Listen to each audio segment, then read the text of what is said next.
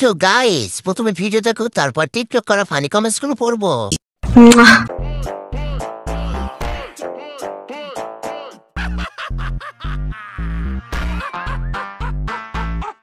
तो चलिए शुरू करते हैं। আরে ভাই, আরো সুন্দর করে চাইপা ধর ডাব দুইটা।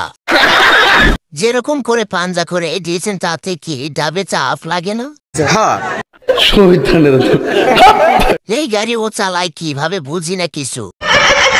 ভাই পরের ভিডিও হাতটা ওখানেই দেবে। ঠিক বলেছো। ছেলেটা দুধে হাত দিতে চাইছিল, না না দুধ ছাড়া যাবে না।